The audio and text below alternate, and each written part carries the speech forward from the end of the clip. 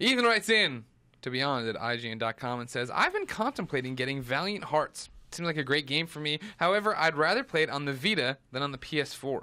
Do you think it will come to Vita? And if it does, will it be cross-buy? I think it will come to Vita if Child of Light sells well on Vita. Okay. So probably not. I think that Ubisoft's shown a great propensity in the past to release their games on Vita. Yeah. They did that with both Rayman games, and the Rayman games did pretty well there. But I was confused why Child of Light wasn't day and date, and maybe they got on board late with that or whatever. Yeah. My assumption is that Valiant Hearts will come if Child of Light does well, and I think it would do work really nicely with the touchscreen, especially. I think it will come. I'm holding on hope that so? it does. I mean, granted, it's one of my favorite games so far this year, but I want to play it there. I'd love to keep going on that, and I don't think it's like taxing it too much. I think it's an easy enough port. I don't think it would be cross-buy.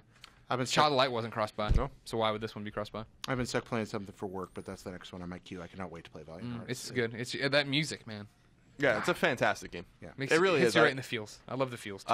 I wrote. You can read the editorial I wrote today on Valiant Hearts on IGN if you'd like. But I just like how everyone likes their fake history in games, right? Like Assassin's Creed. That's fine. But Valiant Hearts is real. These, it's inspired by real events and real battles, and it's not like a different kind of take on it. Obviously, no one's sending a dog in a chlorine gas to get an item that you need to figure it out. This puzzle. Obviously, that's not happening, but it pays such a beautiful and astute attention to its subject matter, and never seems oppressive, but always puts you into the role of your character and makes you feel like you're in early 20th century Europe, and I really, really, really like it. Yeah. Is it set at Verdun? It's set in multiple places. Okay, they move I won't around. spoil it for you. All right, cool. It travels the whole 4-year duration of the war through different characters. Gosh. So what I wrote about was that I liked how I compared it to Oregon Trail in the sense that this was a game that was fun. That we played in Apple II labs when we were kids or whatever, and it taught you a little bit about history, but it didn't seem like you were learning anything about history, but you kind of were. You learned a ton. And economics. Yeah, exactly. Would about you be accent. the banker and the farm? Yeah, And how to hunt. It was a bunch of stuff in that game that was embedded in that game that you didn't realize made you understand that journey westward, right? And I kind of feel like Valiant Hearts is the same way. It doesn't feel oppressive, but it makes you learn about something that a lot of people don't learn about, which is the Great War. I said in my piece, it's not a glamorous war. It's the war that destroyed glamour. You're right, exactly. It was the first truly industrial war, horrifying death count, a front line that barely moved, people just dying for no reason. The first use of technically weapons of mass destruction with gas. Yeah. There's all of these things in this war, and it also is a war that we as Americans got into very late and probably had no business getting into at all, and didn't really do anything. And even though people died, and we appreciate that and we respect that, the war was kind of already going down that trajectory anyway.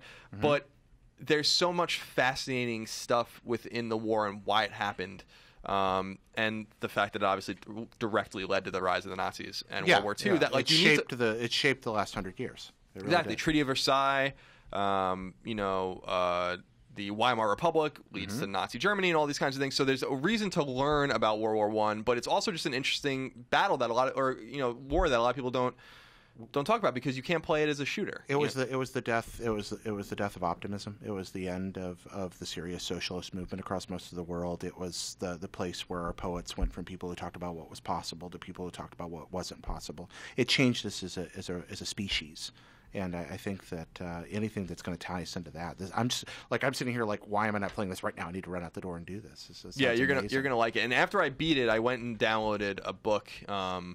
It's called The Long Road to War or something like that. It just came out last year. It's 600 or 700 pages. It's pretty dense, but it's good, and it's about Europe for the 15 years before the war, and how you were saying everything changes, and optimism goes to pessimism and all those kinds of stuff. And you feel that in the game from the very beginning. Because you're right, everything was there was a lot of idealism in Europe in the early 20th century that wholly disappeared, and Europe just fought itself for 40 years after that. So they delayed the war was effectively delayed by a multinational socialist gathering the year before that managed to stave it off for a few months because they just believed that if we all tried hard enough, or a number of people believed, they might actually be able to make the world a better place. And that idea has at a nationalist level largely been crushed since then. That war just threw that horrible reality into our face. Read the Trench Poets, guys. If you're listening, there's a lesson to be learned. And a good place to start, of course, is All Quiet on the Western Front. If you've never read anything, yeah, it's not a bad Yes. book. Yeah, and I love that book. yeah, read also Regeneration. That's another one. Have you ever read that? No. That's an interesting one. Read that.